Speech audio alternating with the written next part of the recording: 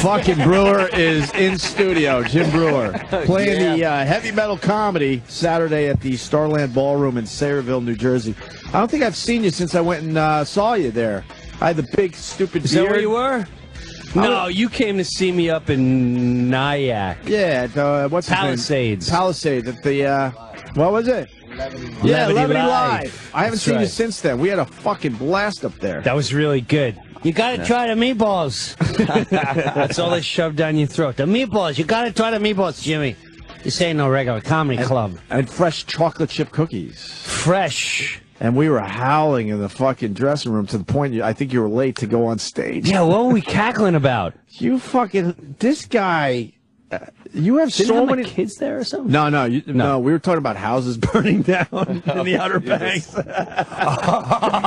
Oh yeah, I never told that story. Good God, that's hilarious. And I'm thinking to myself, fuck your material. This guy could just go on stage and just for example, and just tell the house burning down story from the Outer Banks. That was great. I almost burnt down the entire Outer Banks. Oh man! Could you tell? Do you mind? Not at all. Because I was howling. No, this is great. Long Island, South Shore white trash, heading to another state and haven't been out in a while.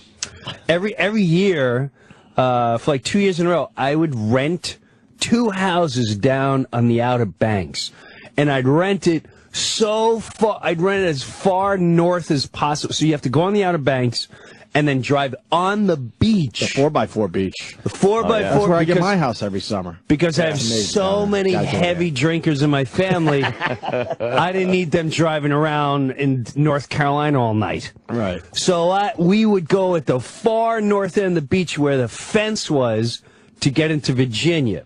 It's at the actual border.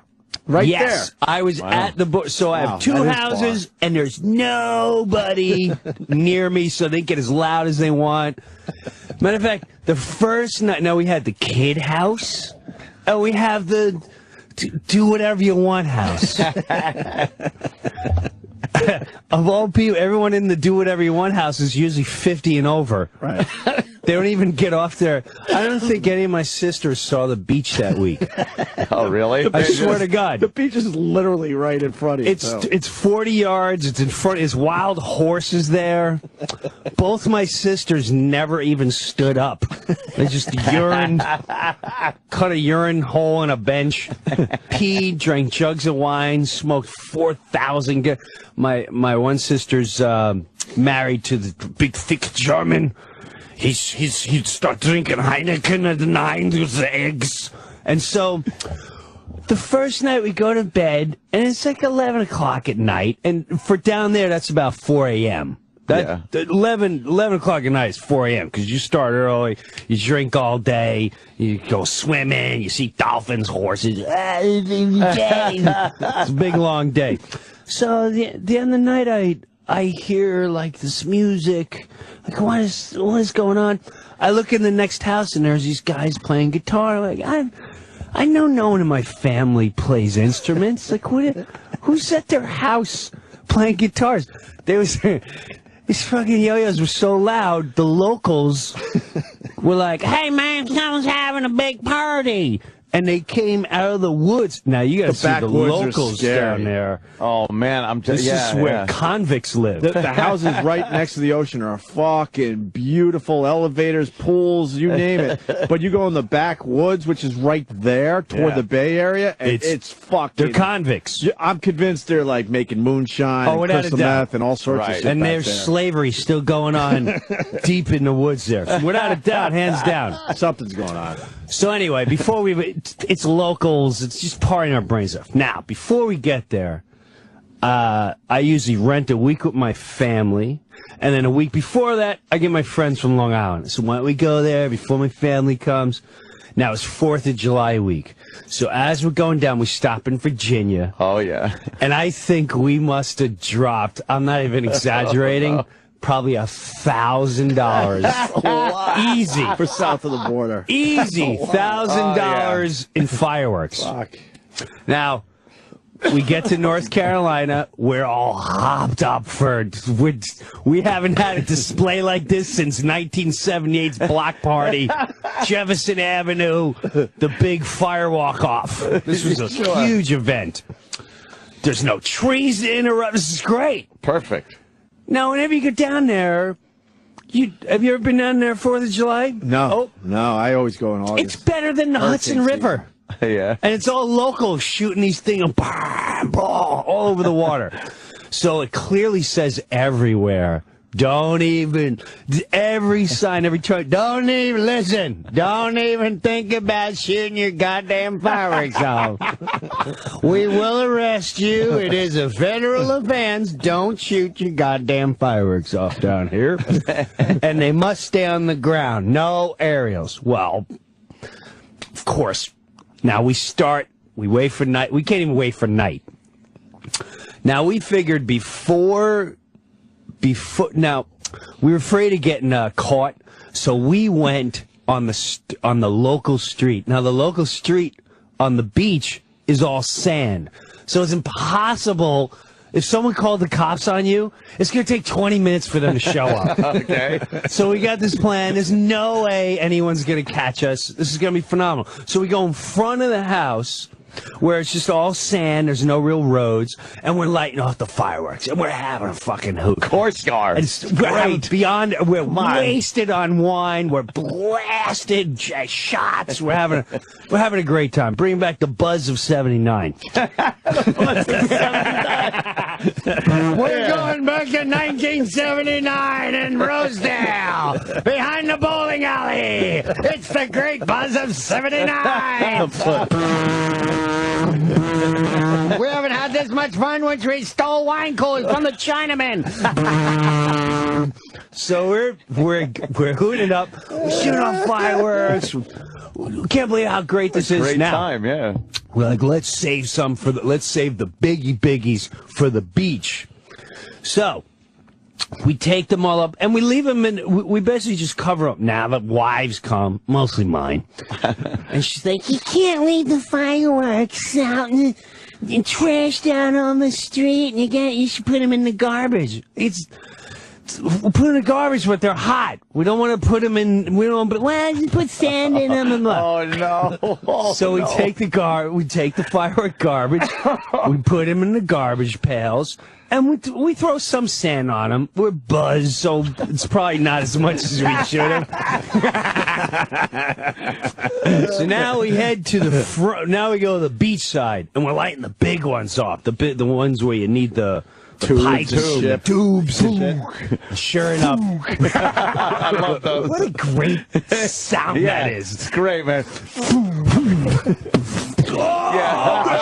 Holy shit! Umbrella! That one looked like it was gonna land on us. That's like army shit. That's right. It echoes down the beach. Yeah. So we see the cops coming. Oh shit! But again, it's like ocean water. 200. They're so far down the beach. We're watching them as we're hiding the fireworks. Now we're taking the fireworks and we're putting them under the stairs. There's a little stairs that lead to your house. We're putting under there, and we're burying some. We're throwing others in the garbage. We still see them coming. Sure enough. And we figured, we'll pretend we're caught with some fireworks, Yeah. So he stops, and he goes, all right, I need ID from all of you. So, whatever, we're taking out the ID. He goes, now, I'll have you know, you gonna tell me where the fireworks are, because I clearly saw you lighting them up, or I'm taking each and every one of you to jail. Oh. I instantly panic. and I'm like, listen, man. And before I can even finish my sentence, I have to say, my friend Larry, he works at FedEx. He's blue collar. He's like, listen, bro, I don't know what you're looking for, but we got it.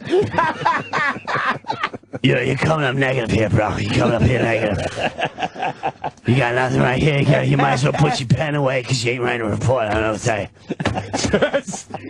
We all know that guy. I know that guy. We all know that guy. I know that guy. And he's got his own sayings. He's telling the guy, he's like, bro, negative. I don't know what to tell you. Coming up negative. Put the pen away. You got no report to fill in. I don't know what to tell you, bro.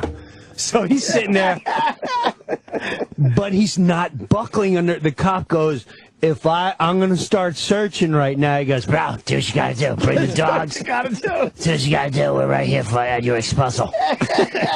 Right here, your exposal, bro. Oh, shit. So the cop starts looking around. My heart's now we're all looking in areas. Fuck. He's asking us where we're staying. He's like, bro, I was just visiting. About 6 houses down. We're not telling him we're staying right here. All right. So he starts looking around. We're all figuring out where we're going to dart and how. If he sees one. Because if he sees one, there's 6 of us. He's fat. There's no way he's outrun us in the sand. Can I ask you how long ago this was? I'm going to say 5 years tops. So you're well into adulthood here. Oh, yeah. This is a story you do when you're 19, Jim. I've got 3 kids sleeping in the house. I got my baby sleeping in the house. Okay.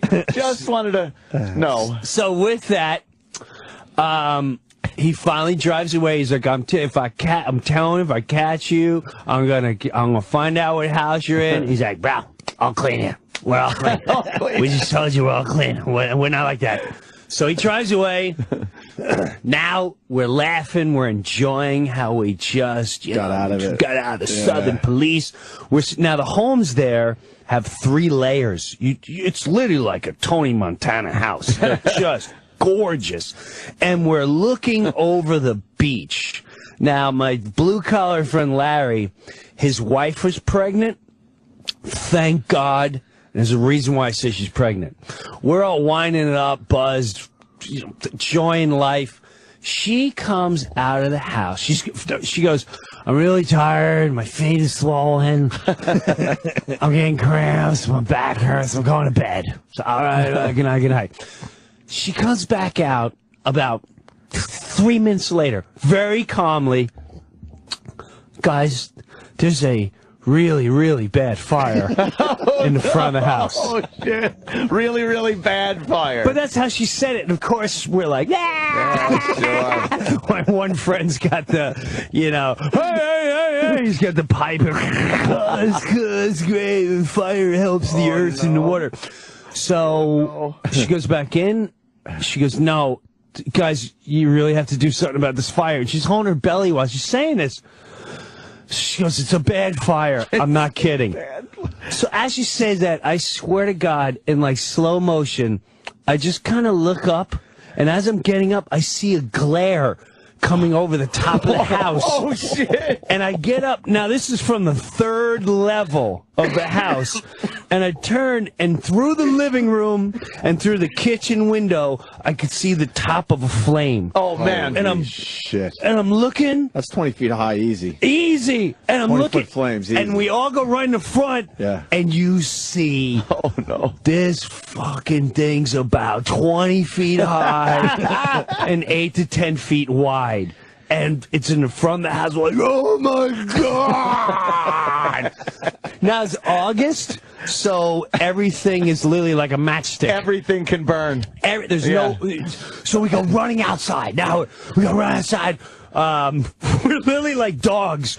We're trying to throw the sand on the thing. Like, you get that section, and we're taking our shoes and we're scooping sand up and throwing it all over.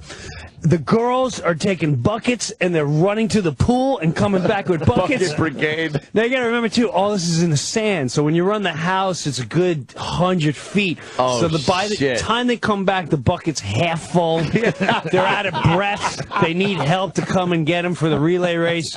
Now the locals are out there. And they're like, you better call the fire department. It's going to spread to the rest of the island.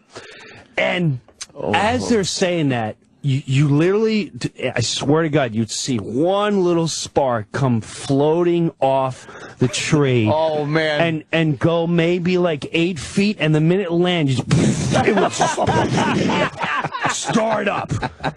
And this thing's heading for the next house, and it's heading for our cars. So I'm going to say we got it about 60% under control. 60%. The fire department. Yeah, we have about 60% under control. We're hoping by the end of the day we can really get a bite onto this thing. Oh, man. So I'm all worried about the cars. We start getting the cars, and we're moving the cars so the cars don't blow up, but it's heading for the other house. That's what I'm starting to freak out about. Oh, man. And so now we got a hose. Another guy comes out with a hose, and we'll hose it down. 65% under control now. The fire department comes. They put it out really quick.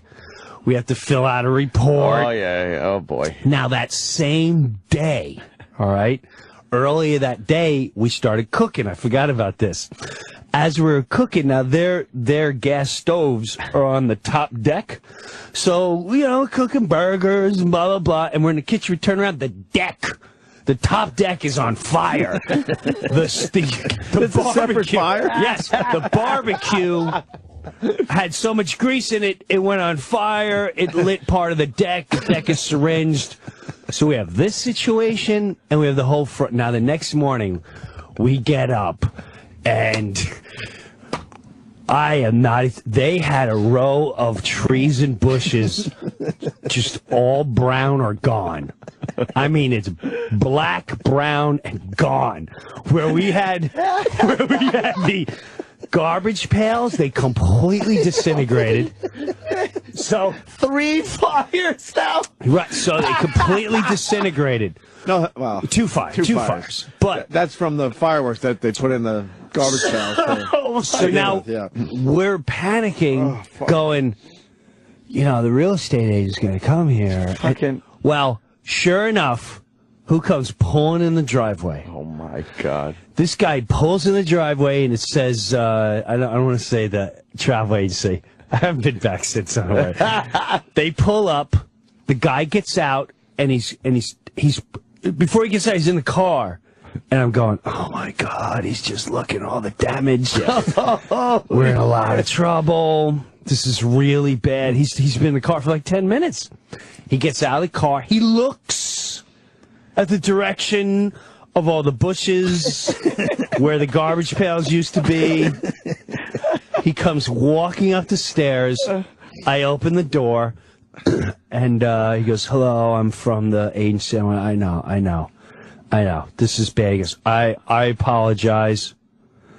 I go, you apologize? He goes, I would have got here sooner because I'm here about the kitchen drawer. Your wife called the kitchen drawer's jammed.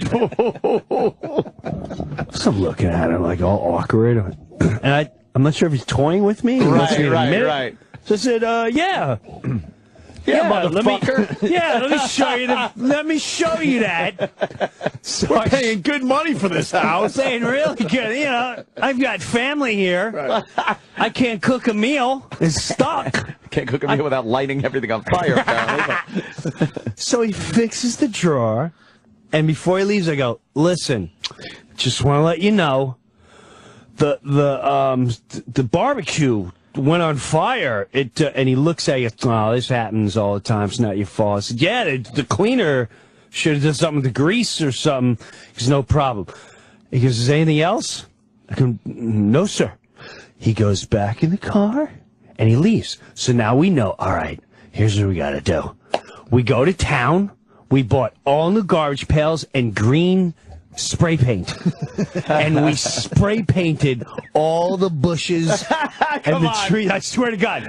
Green and brown, everything. It had no leaves and nothing, but we painted it all. And we had brown, and we were spray painting the sand. So, and we spray painted everything as if it was back to normal. And we came that close to burning down all the Outer Banks, man. That's fucking insane. 3 separate fires. Dude, it was bad news. That one that was the one in the front when the firemen came. What was actually burning in the front? What happened was the fireworks. The fireworks in the garbage pail. Right. started a fire in the garbage pail. Oh, and then shit. that thing completely disintegrated, and they put it on crates, wooden crates. Oh, so that So shit then the went crate up. went up, and then that lit up the bushes and the trees And once and the everything embers else. start going, And it's this had over. to been a period of a good 2.5 hours. Wow. Between putting those fireworks in there and then going and catching another buzz and dealing with the cops and then sitting and All relaxing that and shit, enjoying man, the that night. thing just brewing. Right. That fire's just fucking percolating. Yeah, where you guys go enjoy the front. Yeah, We're fine. gonna percolate here in the front. Could wait for the perfect opportunity to just burst into flames. Wow, man. Thank God somebody saw it, because you motherfuckers just partying with that If place. she wasn't pregnant Yeah. and She would have been down Didn't there. go to Decided to bed. go to bed, right? Yeah. that place would have been lit up. And I would have been in the news for the wrong reasons. Oh, yeah. I don't know, bro. Comedian Jim Breuer, apparently involved in a huge fire. Formerly go to Mohr. No, here's what it would have been like. Half-baked sets a baking blaze. That's it. Perfect. A full-baked. Fully baked blaze in North Carolina by the I'm Not High Jim Breuer. That's good. Arsonist Jim Breuer. Ah, shit. He's got more to bleat about today. So the sisters were having a party with the locals with the music and all that. Yeah. Yeah. They were would getting party- along with everybody. Yeah, they partied their asses off. They smelt like hungover for 6 straight days. God Oh, damn. my God. That's It's great funny. down there. It is great. I haven't been down there since. I want to do it again, but I you know, think- no one pays. I'm the only one that pays for everything. Oh, okay. So, yeah, you can't get people to, like, chip in? If people chip in, What's that? it's a joy. Yeah, yeah. It is It a really- joy. You know what? I it's tried nice. to do it 2 years ago. Let's all do it. And when it came down to chip in, and I literally did it to like a welfare system, where it's like, okay, we know you're not in this category, so you guys just chip in $200. It was progressive. As a You had whole family. progressive plan. Buy You the guys beer. chip- Buy the beer. Yeah, That's you what we guys went buy the through. beer. You guys, I think we get like 6 people going. Yeah, all right, we'll go. The rest were like, oh, dude, I paid for random. You name it. Wow. I was like, just Yeah. let's all be together. That's We'll have cool. such a good time, and it was. It was a great time. 2 years in a row. Your Long Island buddies and shit? Oh, Just God. guys you grew up with and stuff? Yeah, yeah, yeah. That's cool. Yeah, I think you might have met them at a We've met show or most of two. They them. used to be Good guys, man. Yeah. Jimmy and Larry. God, it was a great time. But here's what I was gonna say. I'm in freaking Melbourne, Australia, right? I'm doing shows the last 2 weeks in Australia. I'm in Melbourne, and I'm finishing the show, and I go, you know, I know a lot of you guys don't know who I am. Thanks for coming out, blah, blah, blah. The Pizza Man! Oh, shit. O&A! Holy The shit, that's cool. knapsack! Except it was like this. Pizza Man! Yeah, yeah. Knapsack! I know. Yeah. Knapsack. And they, you guys are huge. Wow. With the, I mean, they were coming up after the show going, we download you all the time on Opie and Anthony, and we listen to all the great stories. And this is I actually called Opie and left a message on the wrong phone, but the guy goes, we were listening today, and Opie was talking about homeschooling his kid, and they were busting on you because they know you homeschool your oldest daughter. Right. We just did this. So that's what I'm saying. That's is new shit. Yeah, well, that was in that's freaking very cool. Melbourne, Australia. Man. Yeah, I want to ask you a lot of questions about that. Maybe another day. It might be boring for the radio. That but internet. I don't want to throw my fucking kid in public schools, I don't think. You don't need to. You don't need to. You don't need to. Yeah. You got the lifestyle. You don't need to. You know what public school is? Google. That's what it. we It's huh? a lot less yesterday. experience, and Yeah. you can travel, and you make your own out. You don't have to wake up at 4 in the morning to get your kid to sit on a bus at 7 so he can deal with some kid that's from another county and shouldn't be there, and he's got a knife on him, and he starts smoking pot in the 2nd grade, and you don't have to worry about head lice every September. See, that they this come all home makes with. more sense to me. It Like, does. I used to listen to Breuer talk about his kids, like, yeah, whatever. Dude, my Kid kids shit. learn But now about- that I'm a father, you're speaking my language. None of that. Your kid don't. If you nowadays, do yourself a favor. Just, I'm sure the curriculum was the same way when we were in school. Look at one curriculum of anyone through the 1st through 8th grade, and you tell me they're actually trying to learn anything beneficial that creates any kind of thing that'll help you the rest of your life. And this is what everyone's argument about the social life. I was going to say What about the social life? What's socialism? What are you talking about? What do you think? We lock the kid in a closet? Like, listen, we're going to let you see the sunlight for 2 minutes at 8 a.m. We'll make sure you enjoy it. You have activities. You have baseball. You have whatever sports activities. So there's all I never played high school activities. They were all town stuff. Right. I had the town pool. I played town baseball. Playing hockey. Who teaches your kids? You? Or your wife? We don't. Two of us, really. It's a curriculum. It's all online. Yeah. It's online. And if they if they can't figure it out, you go to you ask a tutor. Like, we have friends that are teachers, and then you start getting blown away how many people actually homeschool their kids. Now, some of them are freaky. You got to weed them out. Some of them do it for whatever reasons you don't want to know. But for the ones like myself, it's just like, no, school's retarded. Do they actually have to sit down and do schoolwork for a certain amount of hours a day? No. Well, yes. What do you mean? Well, no. Here's the thing. Each state is different. No, all right? But your house. My house, no. Just like, for instance, they get up and what happens? Here's what we want you to do today. We want you to get through chapter 8 and 9 in science. We want you to get to chapter 15 in math. If you have problems, go to this site. The guy's online. He actually helps. I mean, it's that easy. You go, I need help with algebra. Bing. What is your problem? Well, I don't know how to. Well, X is the division of a numeral that tells you everything. Yeah. Do you give them pop quizzes? Oh, yeah. We give her quizzes all the time. Now, here's another thing. God, how great would that be? Dude, reading. Why didn't I have you as a father? She reads. What we used to do was she would read, and the vocabulary was, if you don't understand a word, highlight it, and then at the end of the chapter, we'll look up and we'll come up with funny sentences of what that word and like how I would use it. Right. And so now on the freaking Kindles and everything else, you just highlight the word and you hit define, and it gives you the full blown definition. Everything's at there. Right at your hands. Yeah. Right at your hands. Why not use it? Why not use it? It's there. It's there.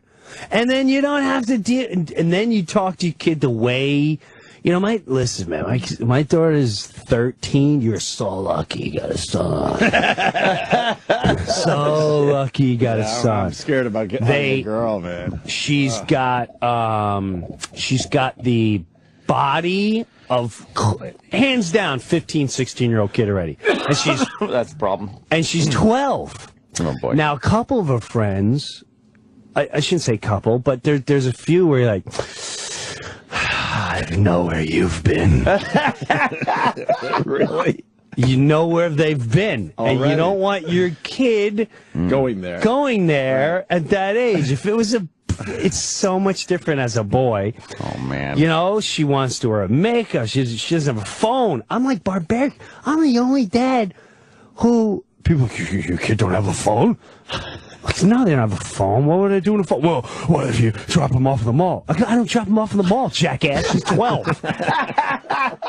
He's dropping your kid off at 12 at a mall, and then don't get mad when she's, Yes. Yeah, Jim doesn't even want to say it. Jim can't even bring himself to say it about another daughter. Yeah. Don't fucking when she. You know what the at the mall. Fucking mall. Breuer. Holy shit, that's got to be torture for you.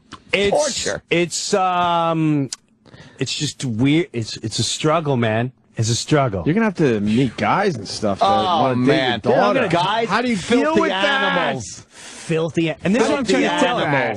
Well, we had to talk with her, and I have to say, I wish I filmed it.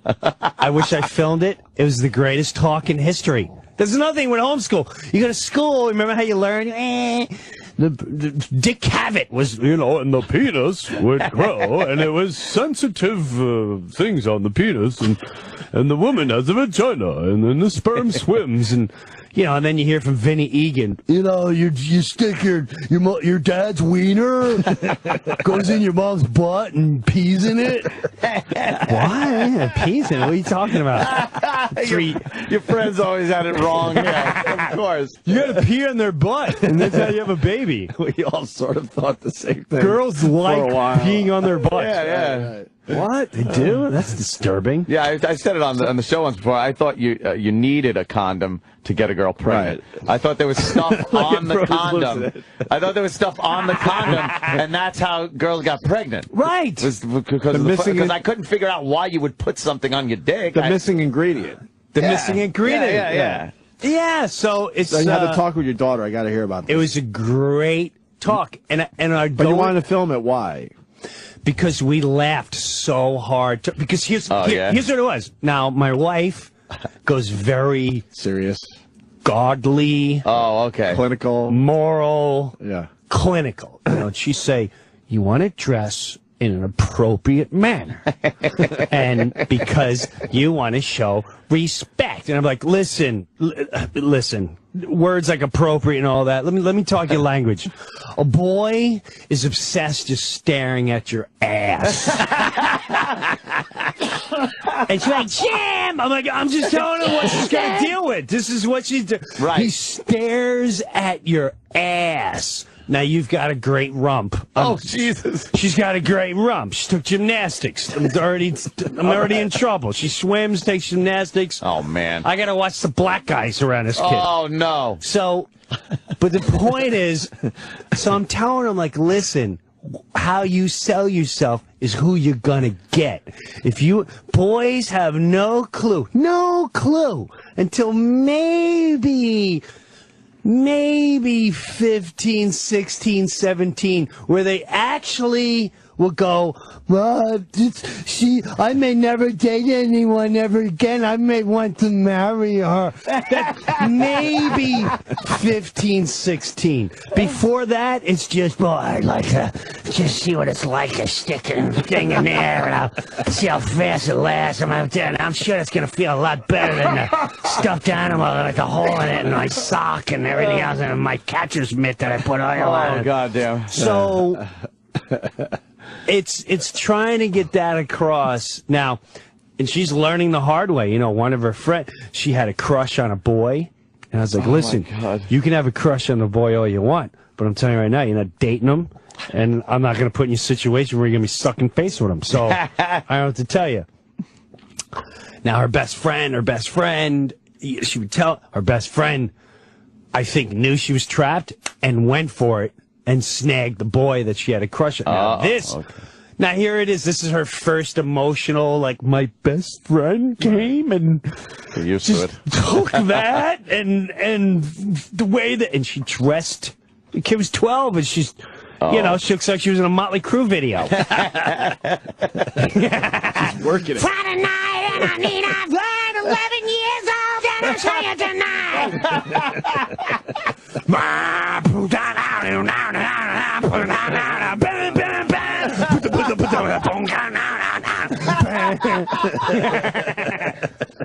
So, I mean, wait till you don't think about those emotions, but that's how kids start getting anorexia, and they stick fingers down their throat, and they start doing dope, and they what a nightmare. Anything to get that acceptance and fucking, you want something, you want to get it, you don't want other people to take it. Right. So for 2 weeks, she was trying to purposely dress it. I'm like, listen, man. just because that's what she got. And it all turned out because whatever, I'm not going to get into details, but oh boy, it's just, dude, you have no clue. Daddy Breuer's hilarious. It's exhausting. It's just, he's like, but Jim, his whole life, I've watching Jim and stuff, and then knowing him for years with this show, Jim is just throws shit out there and stuff. This is the only time I've seen you tentative with things. You're like, you want to say shit, but it's like, yeah, I'm a dad, but I don't even want to think about that shit. Well, you know what's funny is, and he's got 3 daughters. Oh, God. because of the internet. Hell. they'll listen to everything that I'll say. This will be, there's some guy in Melbourne right now going, I know Jim's daughter's Facebook page, and I'm going to send the link. Seen her a little link. So I literally have to edit whatever I say in life, I have to edit it, because knowing that I'm going to have 3 little ears and eyes pasted on that, like, what is Dad saying right there? So, dude, they're trying to figure out your combination. They're trying to figure you out. Man, I'm sweating right now. Through your performance. What about the drugs at that age? Are they around yet? I haven't seen it, but yeah, it is. Oh, man. You know, it's big in my area is heroin. Oh, that's nice. Heroin? Yeah, they're snorting heroin now. At what age? Probably 12, 13. No, there you go. Especially the richer kids. The richer kids, it's funny, I started working with, I started going this drug addiction program and talk to some of the kids and all that. All from parents with tons of money. Yeah. It's amazing.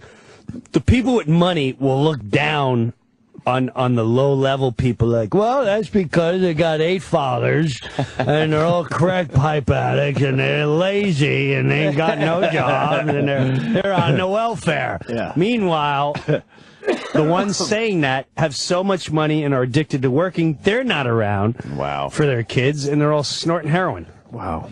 That's fucking amazing. They all had, like, billionaire parents, and some of the parents would roll up on with a freaking town car and a limo to see how their child's, I'm paying great money for the rehabilitation for my child.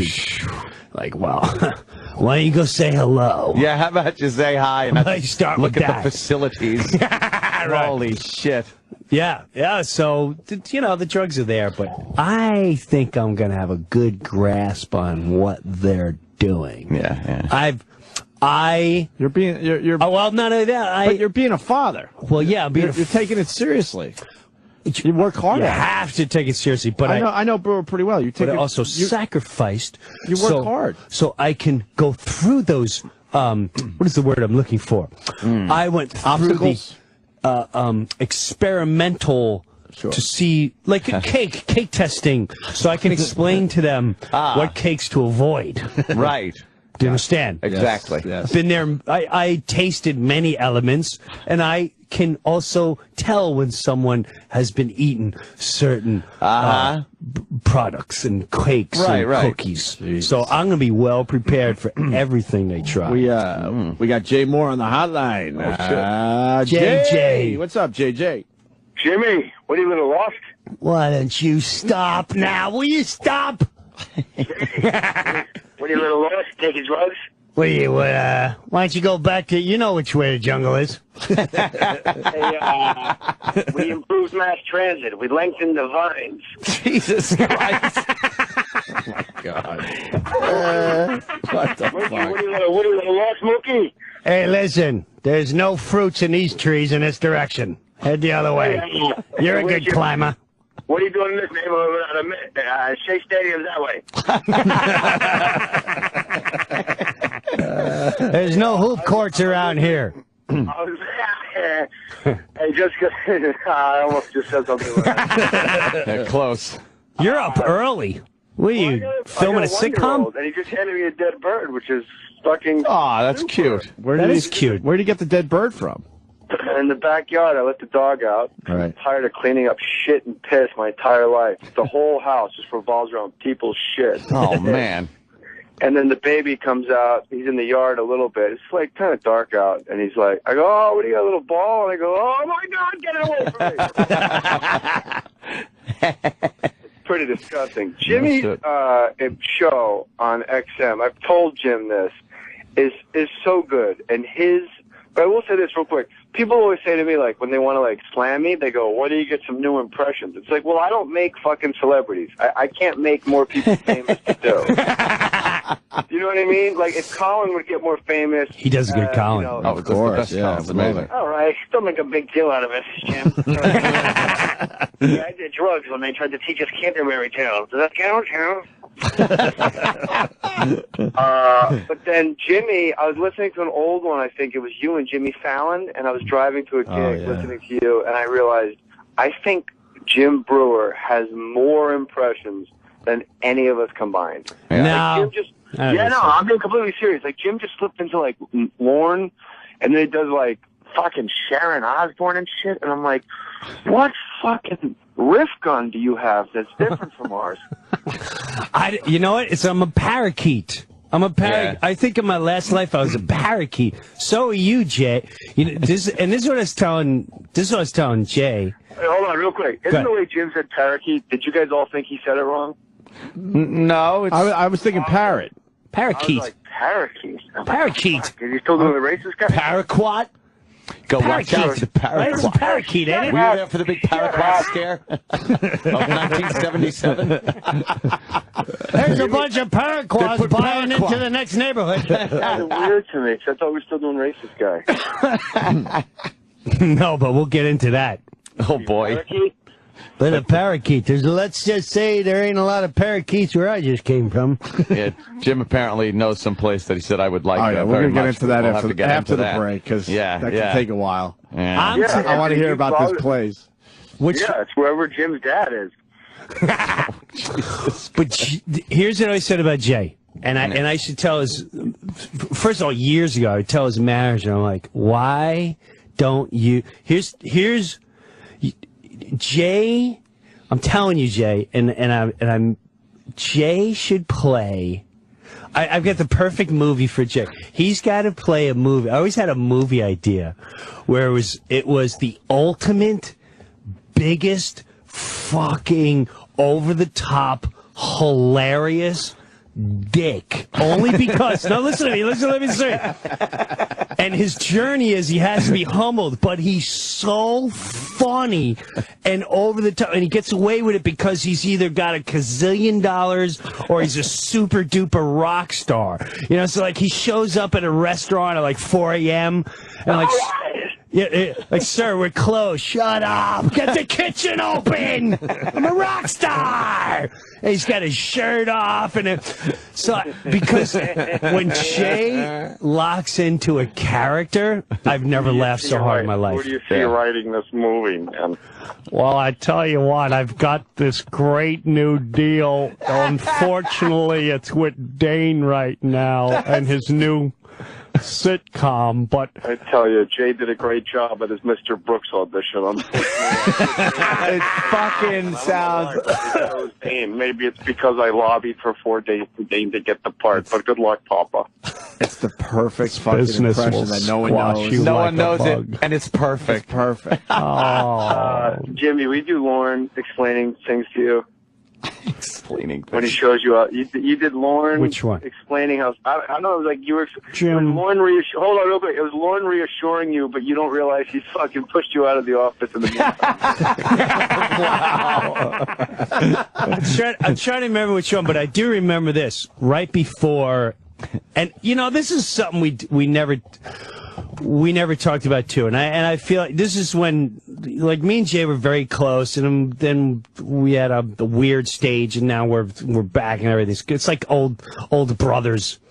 Yeah, that's my motherfucking homeboy right there. That's my man right there, Jay Moors. Yeah, we got each other pregnant. Jay Moors, a brother from another mother. My sister from another blister. I don't even know what that means. Sister from another blister. Swim across the water is my biological father. Jay, what the fuck is I just gonna say? Lauren. You tell me about Jay Lauren. Foster Farms chicken. I mean, nobody said it that way. It sounded good, though. But Lauren goes, when I first right before I got SNL, I'm the last guy to get it. And the people don't realize that Jay was released when I got it. So it was probably, did that ever give you weird feelings? Never. Never. Okay, good. I never even dawned on me until you said it. No, I'll never. Why we cut Jay loose? We found this young boy named Jim. No, he didn't want me. He didn't want me. Why? No. That was. I don't want Jim. I don't know why Marcy's so high on him. That's so I think the NBC one is. Ryan Rocky says Jim gives him great calf massages. We might as well keep him around. I'm doing old Jerry Lewis now, so I stink, as Jimmy would say. Right before I got, Lauren goes, you know, there's a lot of people here that really want you to be here. There's also a lot of people that don't. Holy I have to go to California and make a decision for the press announcement, and we'll let you know then. And that's literally an amazing impression. That's Every Lauren impression you've ever heard. That's how it goes down. That's a tough spot to get started in. Oh, dude! Holy fuck! It was. You're nervous as hell. You're going to be on network TV, and that's well. But when I got that, Jay got what do you call it? The Tom Cruise flick, and I was like a little girl, like you're reading with Ty. He's like, Breuer, relax. I'd go over to Jay's house, and Jay would drop names like he's talking about ordering food. And he's like, yeah, me and Emilio Estevez. Oh, Emilio, you're hanging out with Emilio Estevez. And this is when Emilio Estevez was still Emilio Estevez. Right. He'd be like, Yeah, how about when I take shit for that? And then meanwhile, Jimmy goes, you know, me and Lars, nobody says anything. dude, fucking Lars. Lars rocks. Let me tell you something. I'm not really sure, but we're having this fucking festival, and I think that it would be fantastic. Maybe Jay would come on and do a set and do that thing that he does so well, and maybe, you know, the fucking characters that he does are just really extravagant, and, you know, Sean Penn often brings up Jay many times over. This one night we were having one of those evenings with, and me and Sean were like, you know, why isn't Jay Mohr in some more of like maybe Penn films? And Penn was like, oh, it's a good question. You don't even know what the fuck he's talking about.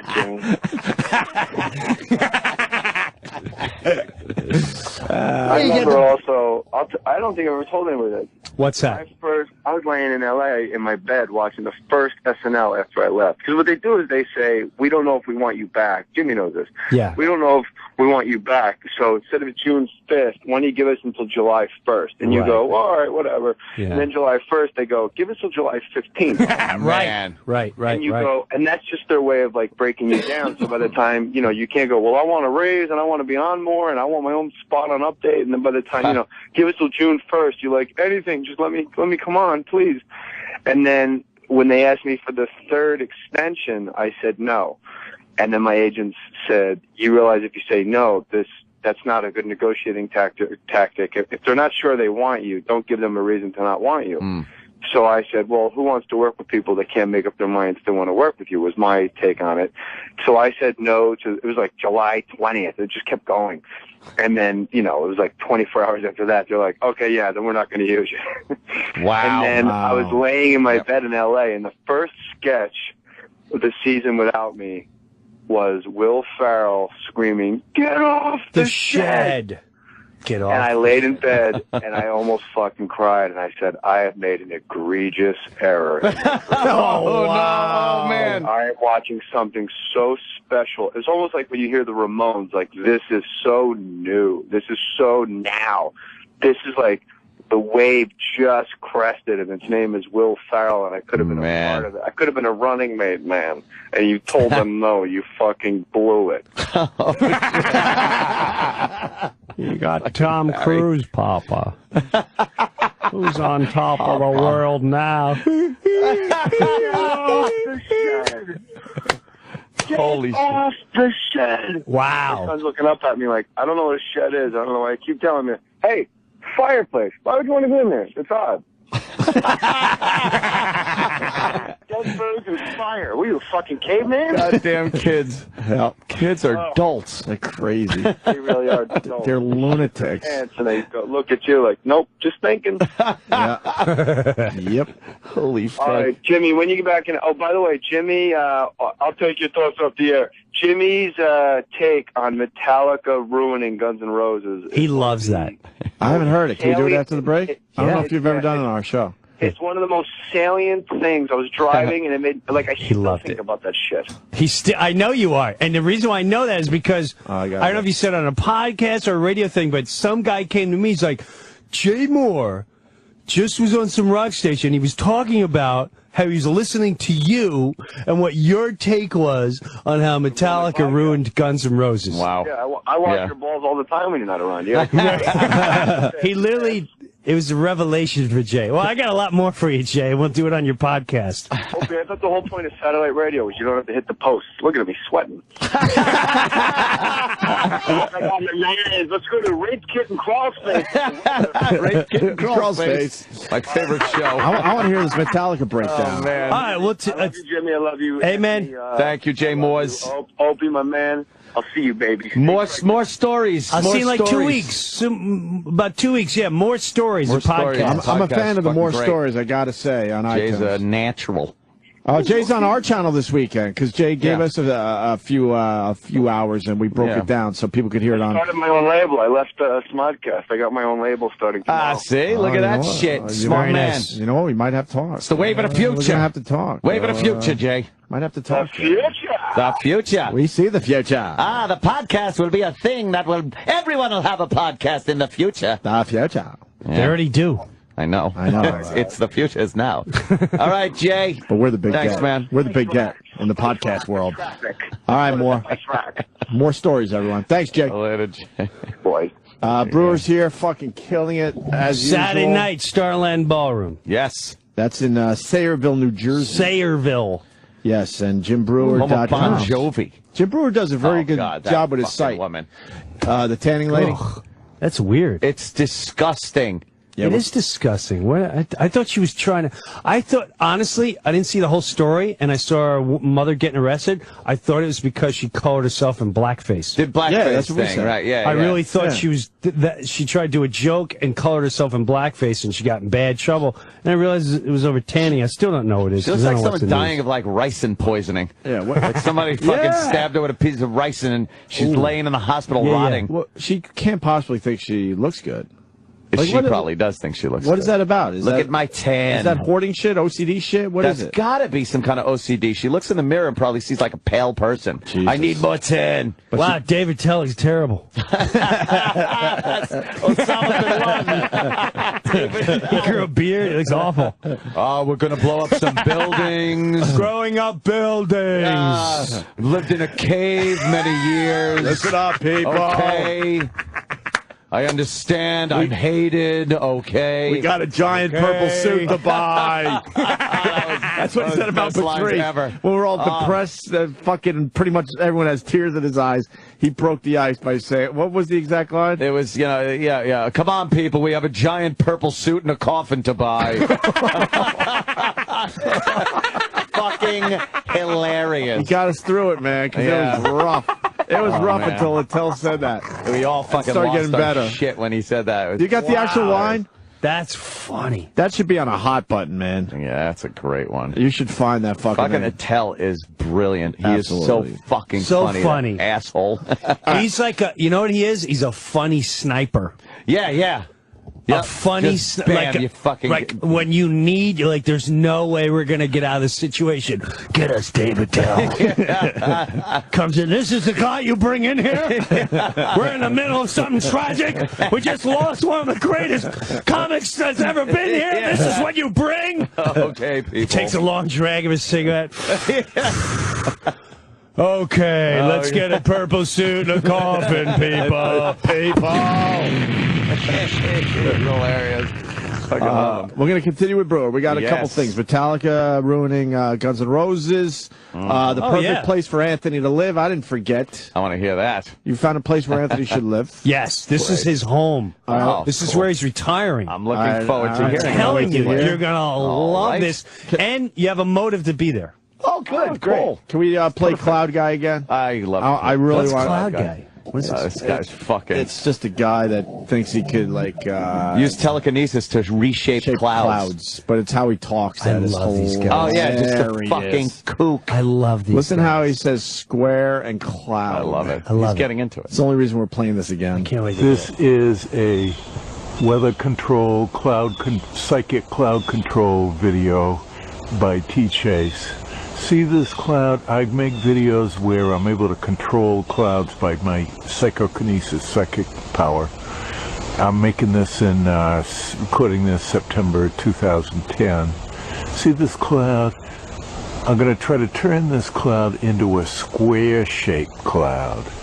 Make this cloud into a square-shaped cloud. by psychic power, turn it into a square-shaped cloud. Cloud, become a square shape. Cloud,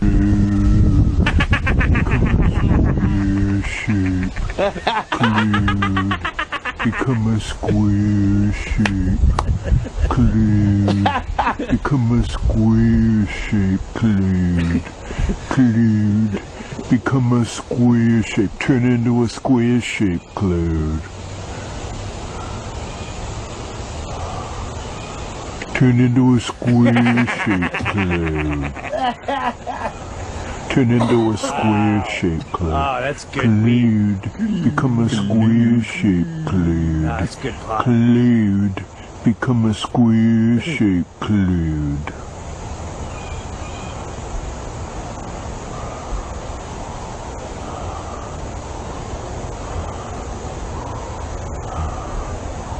Turn into a square shape, cloud.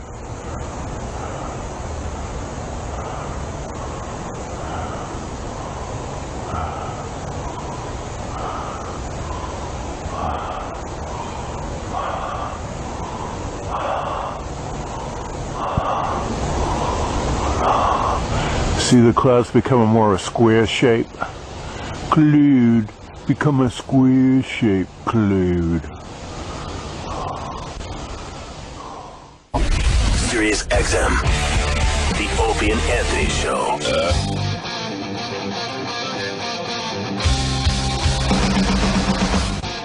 It's always been that way, but no one told us before now.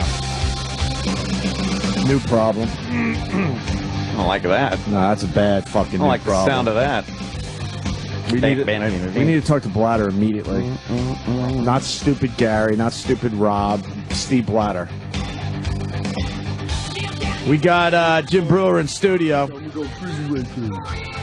Jimmy is going to be at the Starland Ballroom in Sayreville, New Jersey this Saturday. Warming up for the Metallica shows. What? It's warming up for the Metallica shows. Man. The Orion Festival. Orion Festival. You don't know about the Orion Festival? No. What's going on? Metallica's doing a festival in Atlantic City. You don't know about that? And that's why you're down there? Well, I'm playing that festival, and I'm hosting the comedy tent, but I'm also doing, next year I'm going to start touring, I come out and do stand-up, and then we do the rock comedy freaking thing. It's going to be big, ridiculous, over-the-top 80s metal-looking show. Holy shit, that's awesome. I had no idea. Yes. That's great. Yeah, that's what's going to. Yeah, I feel like it's almost an inside joke. You really don't know? I swear I don't know. Wow. You don't even know that? No, Are you not Metallica fans? Is that what I they am are? a Metallica I am fan, a but I didn't know Metallica they fan. were out. You didn't know they were playing a festival here? Hell's no. It's their first one. Here's my problem. I feel like life is passing me by because Well, you got a kid. because of these hours and I have a kid. I went to the Bruce Springsteen show last night and I loved it. You're going to be hurt for a week and a half. I didn't realize how many people are just using their phones at concerts and stuff. That's how long it's been. Yeah. Fucking, That's all they're doing. All you they're see not- is a sea of phones. Yeah, I'm bad with my phone, but these people weren't even. I mean, we were lucky. We're really close to Bruce, and they spent half their time like updating their Facebooks, looking at other set lists from other fucking shows and other things. There's articles about Bruce Springsteen. I said this earlier. I want to tap the lady next to me and go, "Do you realize he's 20 feet in front of you?" He's right there. Even I know It's right that, there. and I'm on my phone a lot. You're done. Yeah, you don't even watch. Like, I picked up my phone, there was a couple slow songs for me. I'm like, whatever. And I did a quick little something.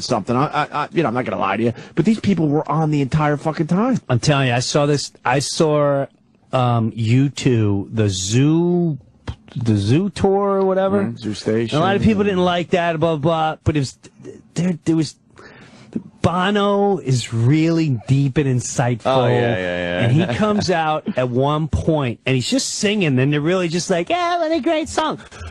I don't know why it hit me the way it did. Had nothing to do. I already stopped pot, so it wasn't pot.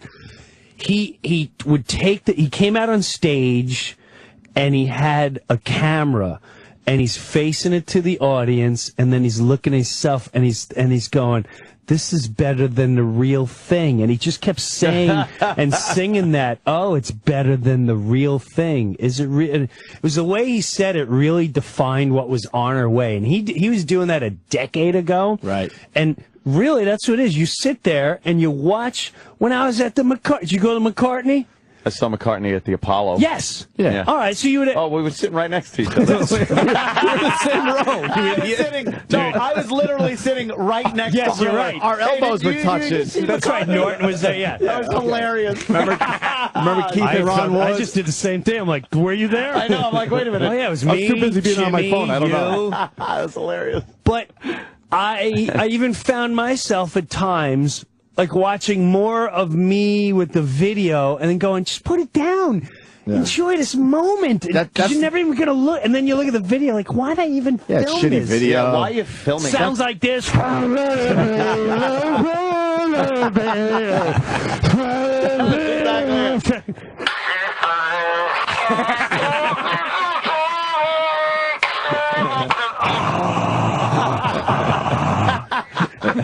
Terrible. And that's the yesterday guy right there. Yes. Just watch. You're not going to get this chance anytime soon to be this close to the yesterday guy. Put it in guy. your fucking memory. Right. But at the show last night, God. I was like, I couldn't believe it. That's how long it's been since I've been to an actual show. It's been a while. Metallica ruining Guns N' Roses, Jim Brewer.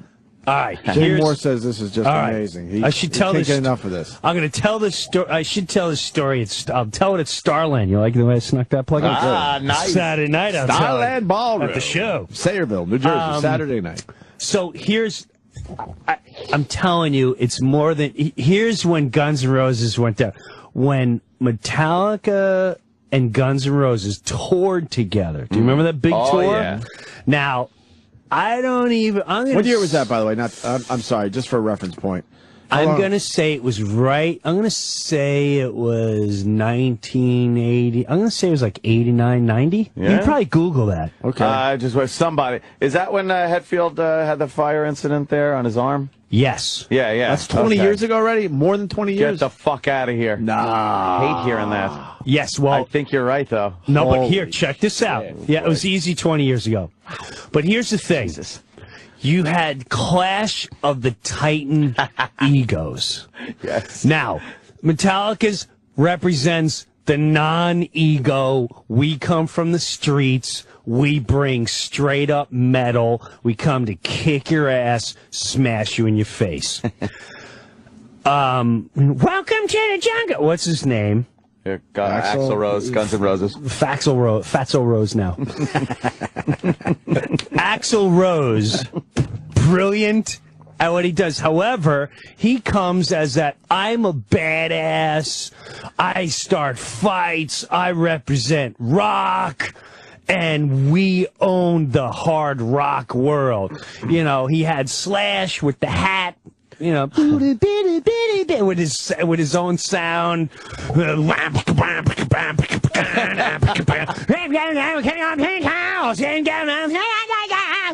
Now, the biggest tragedy they could have done was Metallica, and it was like, this is the greatest, and it was the greatest rock duo. Two huge fucking bands. Huge at the biggest time. bands at the time, right there. Hands down. Yep. You have Metallica and Guns N' Roses. Here's what the problem was. They'd made Metallica go up first. Metallica goes up for an hour, hour and a half. And I'm going to go out on a limb and say this is pre-Black Album. Wow. This is I think you're right. Black Album was what, 92? No. 91. 91? 90, 91. 90, 91. All right, so maybe just because before. I just moved to New York and I must have listened to it. I breathed it. I was like, sad but true. Exit, lie. I may war. Holier than thou you are, you know not. I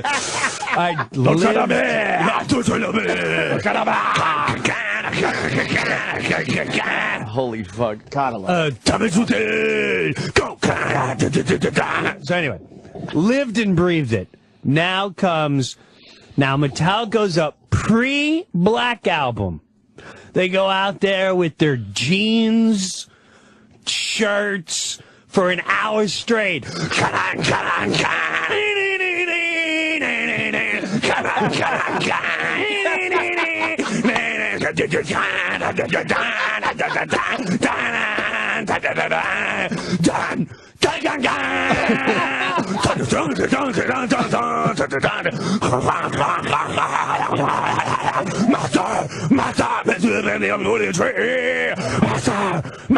And people go, what is this? Even if you didn't know what they were, you were going, what is this? Husband intro a nearer. Come to take your life.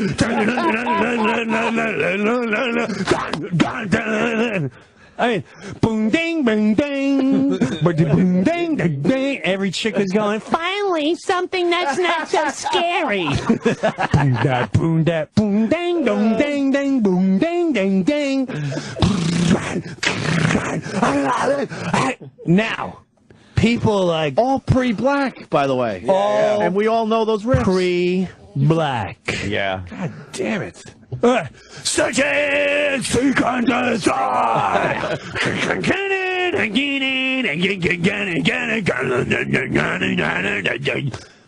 People leave. They're exhausted. They can't believe. Now, here it comes with white leather, a long cigarette holder. Take me down to a paradise city. Now would you please take me home? Come on, people! Come on! I'm not going out there for at least another hour. You tell them they'll have to wait for me. I'm Axl Rose, and we shall not go on to 11 o'clock at night. Wait for those Metallica people to leave. Even my own fans are turning against me. His ego was he was played. He looked like an idiot. He looked like an idiot. In his own house. In his own house, coming out. Back then, probably more Guns N' Roses fans, obviously. Absolutely. And they all went, wow, he just got exposed. Right. Just got exposed. You can't follow that with...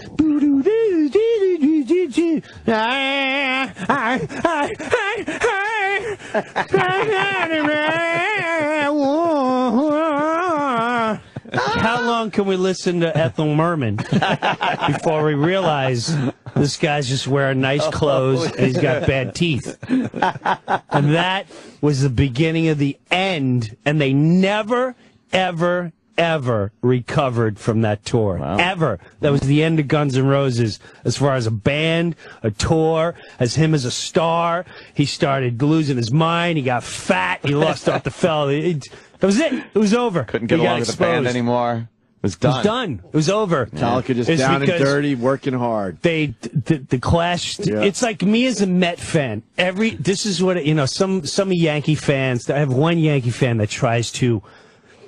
He's like, no, root for the Mets this year. Root for the Mets this year. And, for up until about a week ago, I started getting a little emotionally involved. Like, oh, I love this Kid Newhouse. And, wow, they're 4 games over. That's what a Met fan is. We're 4 games over 500. We're 4 games over. This is exciting. Just holding on to that yeah. as long as we can. But until they're exposed by a real team that comes along and exposes all their flaws, that's when you realize, like, oh, yeah, they're really not. Guns N' Roses was a hot chick, but then it got Metallica exposed them, saying, no, you're surrounded by a bunch of ugly chicks. You're not just a hot chick. There's a lot of ugly chicks around. Right. We just stripped you down. I truly believe his ego was squashed, and they never recovered from that tour. Yeah. A few people saying it was 92. What was? The tour? That tour. 92. What do you got, Sam?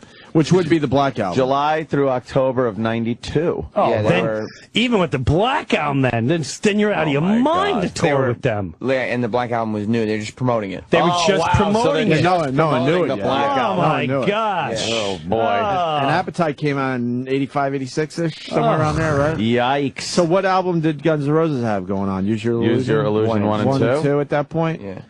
And the Black Album. Well, that was an ego-driven fucking project, too. That double album. Faith No More opened? That's what I'm hearing from Tom the Mechanic. Yeah, Faith No More. They wanted Nirvana to open, but Kurt wouldn't do it. Why? Because he's smart. Because he's smart. No, he's smart. I don't want to follow. Yeah. Me as a comic, I know if there's a guy that's just, he's kicking, I'm not going to say, I'm just going to say, nah, man, I'm doing my own thing, which really, I know I can't follow this guy. This guy's going to beat the snot out. He's going to make my life difficult. He's going to murder. I can't do this. I can't do this. Wow. Yeah, but Guns N' Roses, I was surprised at the time they went with that double album shit, too. No, they were getting late. I mean, if you put typical story. You put the double album together, it would have made an amazing album. Yes, it would have. But, that's the trials of life. No one was doing double albums back then. No. Well, there were 6 songs that were decent. 6 on the 2 of them. What'd you have? We don't need your Civil War. We don't need your Civil War. You had Axl yelling at some producer that nobody knows. Dude, I'll kick your ass. I'll put you in the ring. And I'm like, who's he yelling at? Who's he yelling at? His neighbor? A record producer? Who cares? What are you yelling at? Guccione's son or something like that? I still don't even know. Who cares? Yeah, that's funny. What about November Rain? November Rain. It's a nice song when you're in the backyard or it's in the night. Yeah, I loved Patience. All need is patience.